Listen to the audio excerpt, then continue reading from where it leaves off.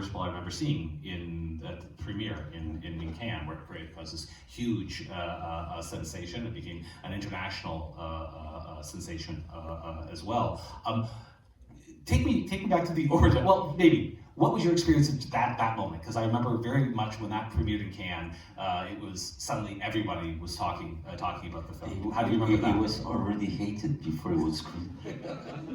Some journalists had seen it in Paris before Cannes, and they were already telling all the other film critics how horrible the movie was. So the film festival hadn't started yet, but everybody knew there was a hateful, hateable movie that was going to be shown in competition at the end of the festival. So everybody was talking about that movie, and people were already ready to scream before they had seen it. So it was very weird. Yeah. But it was funny. Yeah, I mean, I don't know if you haven't seen the film. It has some very extreme moments, including a 9-minute rape scene, which is very, very graphic. And a lot of critics at the time were horrified by the film because of its the extreme nature of some of the imagery. My friends liked the movie. What's that? But my friends liked the movie. Yeah. So that's more important. I like to The truth is, it's very pleasant when people get angry. So, I did something valuable. So, when the screening happened in Cannes, people were screaming in the audience, and even some people were stressing me during the rape scene of Monica Bellucci. People were screaming, "Gaspar, we're gonna do you the same!" and I was like, oh shit. There were many guys screaming things like that. And the rapist also was hiding. The guy who plays the rapist. But yeah, it's not. It just means that people believe in what they see on screen. A movie, a narrative movie is just an imitation of life. It's like being a magician who pulls out a rabbit from a hat, or a magician who's cutting a woman into pieces. If you see the audience screaming, you're happy. If you don't scream, you're not happy. Can I ask specifically about that scene itself? How you shot it? Because it must have been incredibly difficult to capture that on screen. It wasn't that difficult.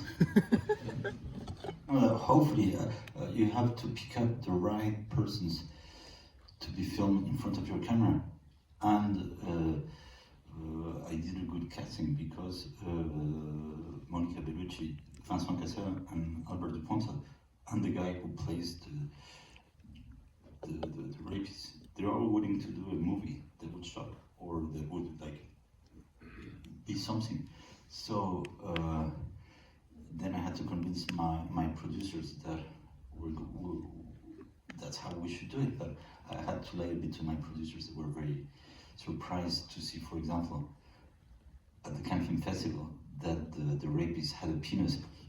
They said, "Well, you never told us that." We added it digitally because when I shot the scene, I forgot. No, it's not that I forgot, I couldn't, but the guy who plays the rapist has his zip closed all the time. So you see a rape scene, and at the moment he stands up, his zip was closed, so it would make no sense. And then I said, "Oh shit!" Like the scene is very well played, but something was not believable anymore. So I called the guy who was doing my special effects, and I told him, "Hey, it's a secret between you and me, but the scene is not working for one particular reason. The zip of the rapist is closed at the end of the scene." I said, "Oh yeah, can you add a digital penis?" And at that time, people were not doing those things.